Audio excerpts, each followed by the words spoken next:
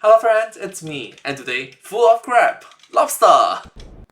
Let's check out film theory. I found Dune's dirty little secrets, full of from the film theorist. Together, let's go. Let's go. Dune.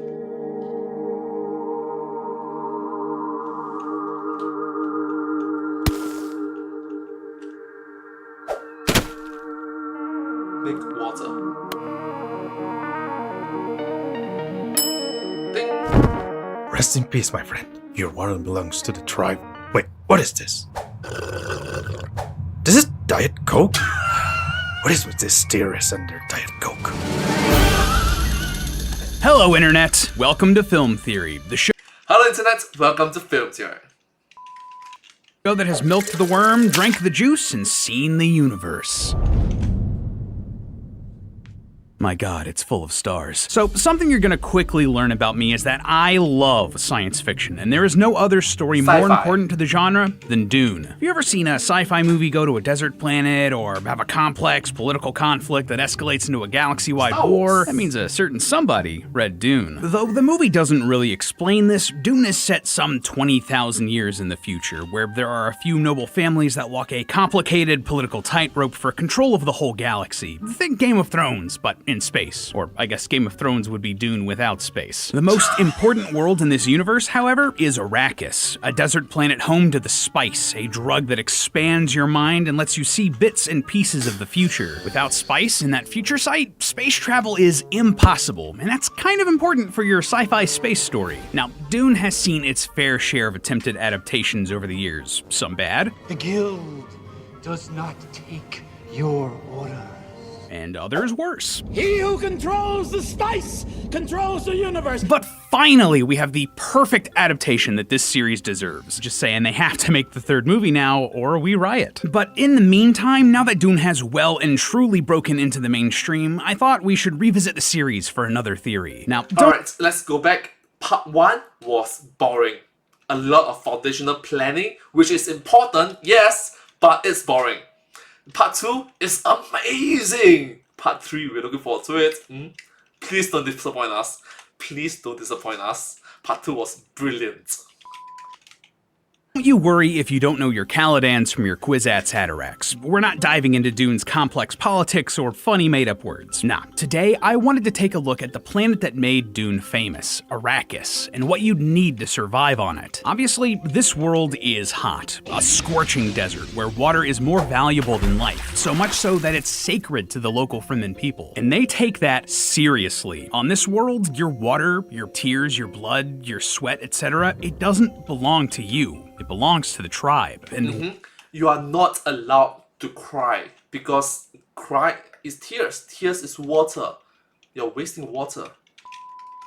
wasting it by crying or vomiting? Not okay. Spitting is seen as a sign of great respect because it's giving your water. Thank you, Stilgar, for the gift of your body's moisture. To get as much water as possible, the Fremen have developed a lot of tech to get every last drop that they can. Wind traps capture what little moisture is in the air. Death stills extract water from fallen friend and foe alike. And of course, there are the still suits. You know, those really cool black costumes that we see Timothée Chalamet and Zendaya wearing in all the posters. When worn, these still suits are able to reclaim almost all of the water someone loses in a given day, purifying it and allowing them to drink it all over again. Now, on the It's not 100%, but it's useful.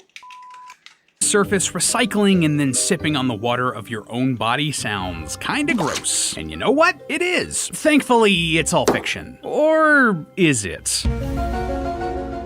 Today, I want to really dive into the science behind these still suits, how they work in the movie, how they're powered, and exactly how they reclaim all of that water, and see if this piece of science fiction is actually science fact. But having said that, you do recognize that it is 20,000 years in the future, right? Maybe new elements, new ingredients, new materials are formed, new structures are formed. Of the fighters, loyal theorists. Let's see if a still suit holds any water. Alright, Hold so any the water. best place for us to start here is exactly why the still suits are so important, and it comes down to why water is so important. Our bodies are somewhere between 55 and 60% water, so Well, that is for adults. You do recognize for babies it's significantly higher. When you're children, when your baby is toddlers, you have a higher percent of water than adults.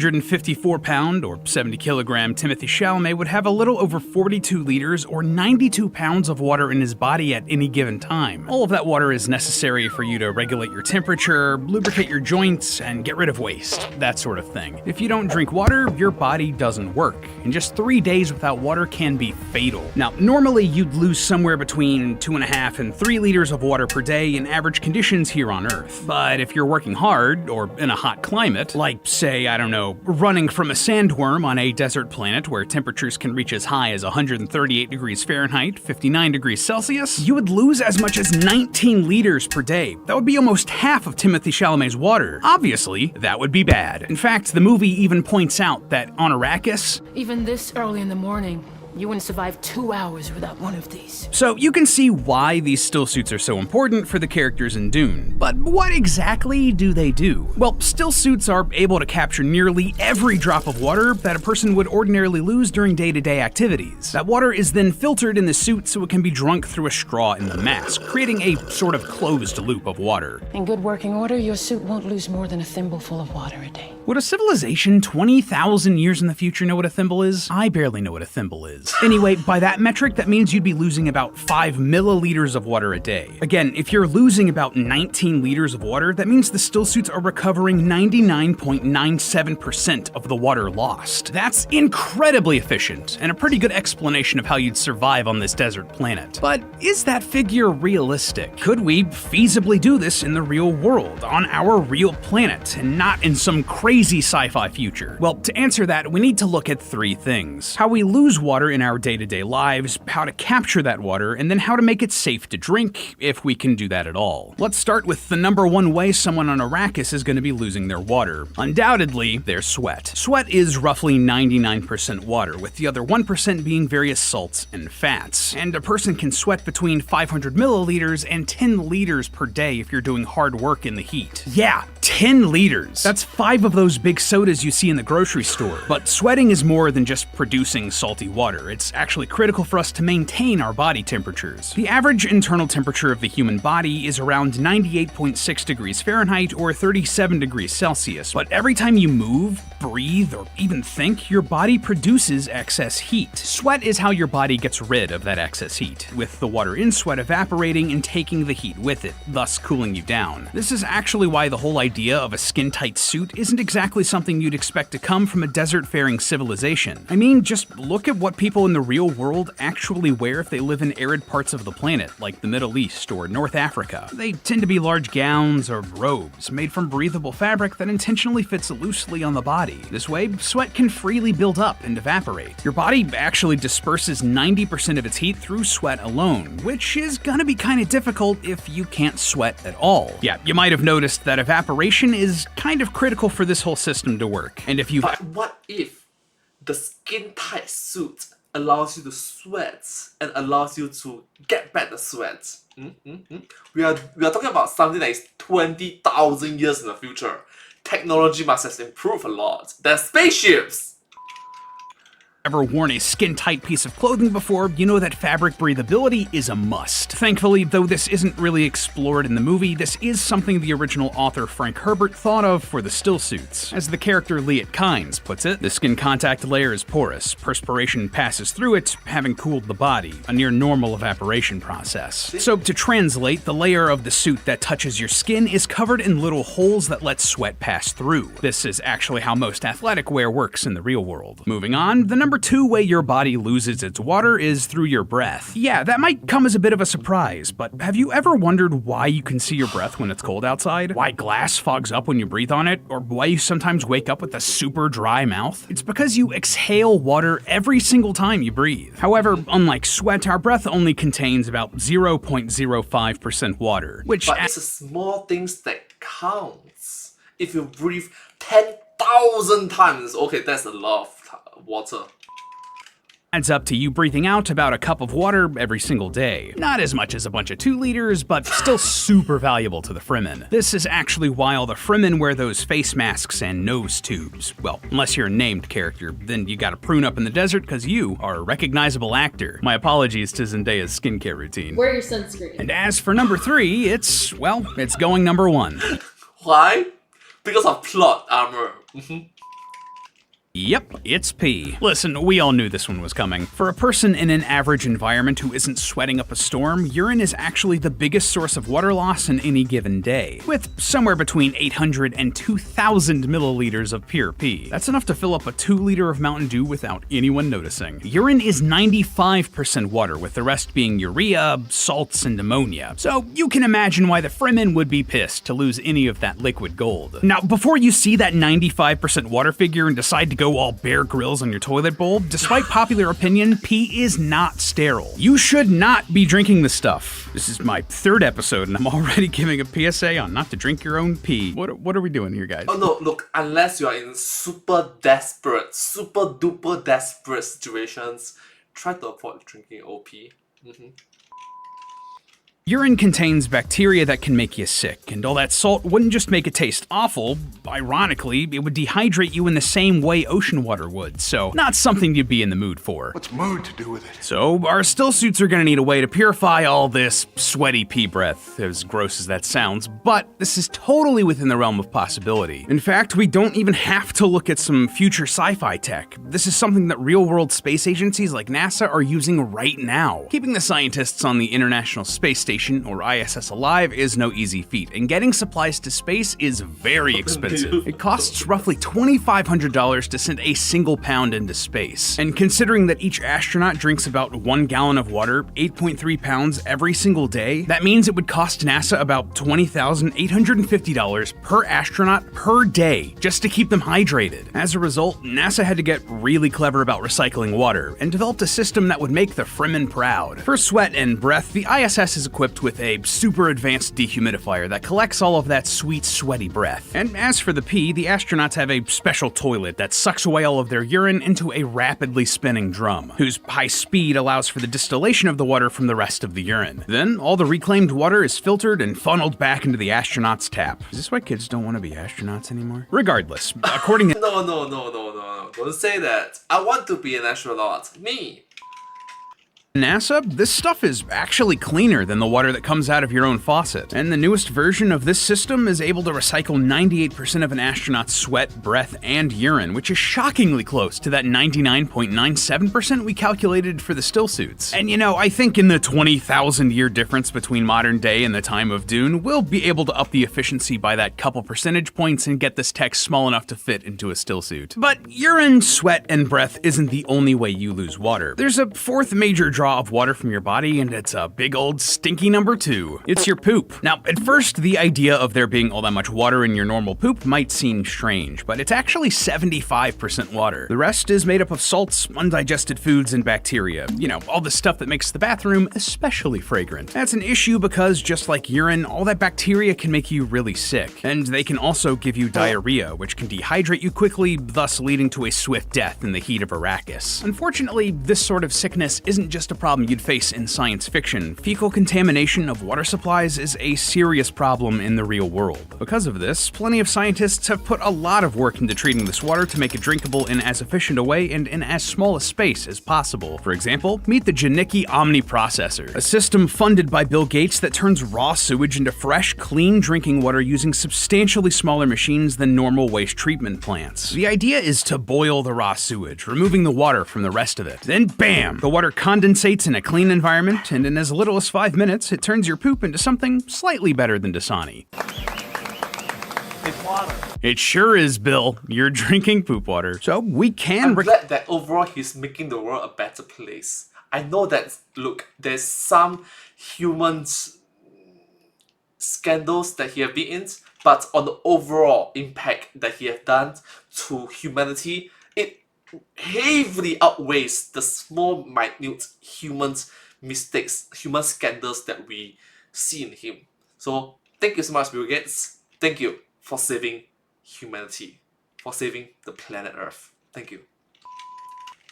claim almost all of the water we lose in our stinkiest armpits and from the depths of our toilets, but doing so is going to require a lot of power. So where are the still suits getting this energy? I mean, they're not powered by Duracell after all. Well, the answer in both the movie and in real life is your own body. Your body's movements provide the power. Yep, this isn't water power, air power, or even desert power. It's good old human power. And this isn't some crazy future sci-fi tech. Using the human body to generate electricity is something we're taking baby steps in right now. Case in point, scientists at MIT were able to generate 1 watt via heel pumps, enough to power the flashlight on your phone. Not bad for just walking around, and they're not alone. Researchers in Germany Literally, you creating light, you creating sound, you creating power. So you are God. Let there be light. Oh wait, the camera is a bit... Bingo! It's a bit blurred, right? Okay, cool. Yeah!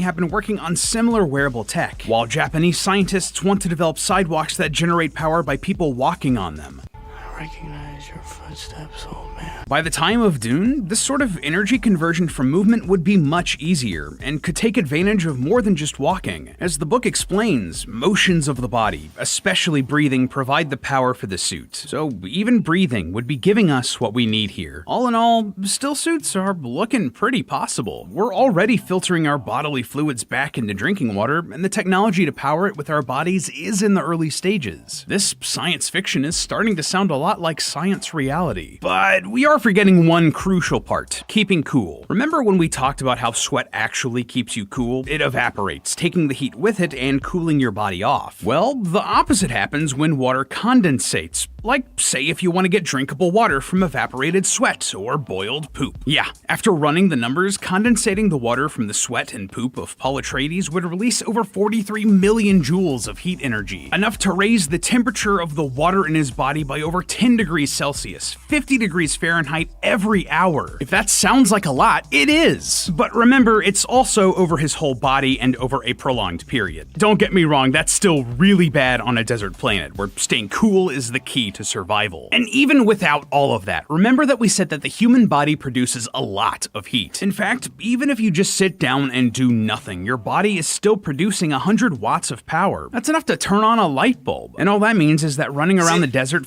Literally, let there be light. Literally, let there be light. You are your own god.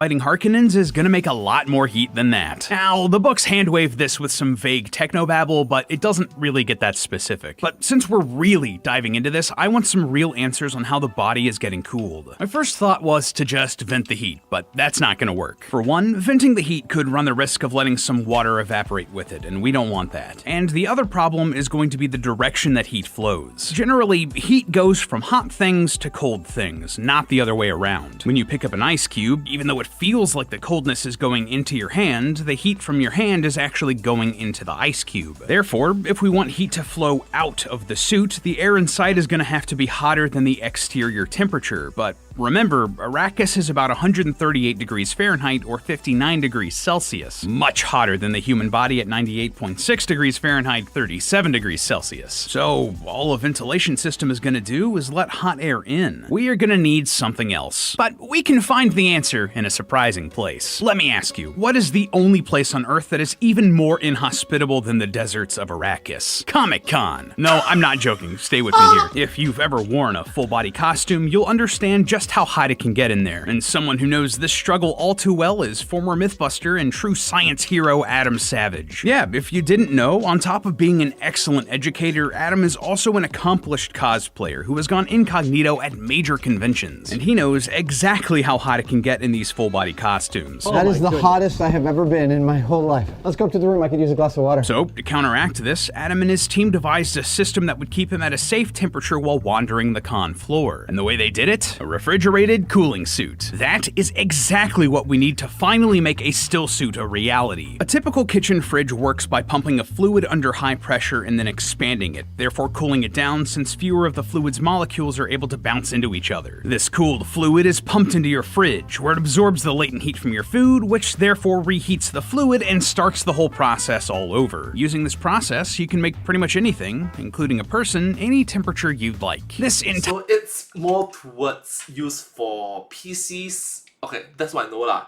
Computers. That means water cooled versus air cooled. entire system is known as a heat exchanger, which, wouldn't you know it, lines up with what little we do know about how stillsuits cool the body. The techno-babble from the books say that the stillsuits have a heat exchange system, exactly like a fridge. And this tech doesn't need to be as big as a kitchen refrigerator. In fact, the US military invested into making this technology smaller, all to keep their soldiers cool in the desert. Huh, doesn't that sound familiar? So, despite sounding far out and entirely impossible, the stillsuits are actually a lot more science fact than fiction. We can reclaim almost all of the water we lose through sweat, breath, urine, and feces. We can power it through movement. And we can create a skin-tight suit that'll keep you cool in the desert. All in all, mark this one up as a win for Dune. Truly, it is as written. But hey, that's just a theory. A film theory. And cut. If you want another Dune theory right now, go check out our video trying to identify what the real-world version of the spice melange is. Or if you're in the mood for another video talking about some other sci-fi tech, go check out our video talking about the dark truth of Star Trek's transporters. Regardless, I'll see you all next week. Thank you so much, hope you enjoyed, and I hope to see you in my next video. Remember to subscribe? Thank you so much. But hey, that's just a theory. A film theory. And cut. And I hope to see you all in my next video. Remember to subscribe. Thank you so much. Thank you.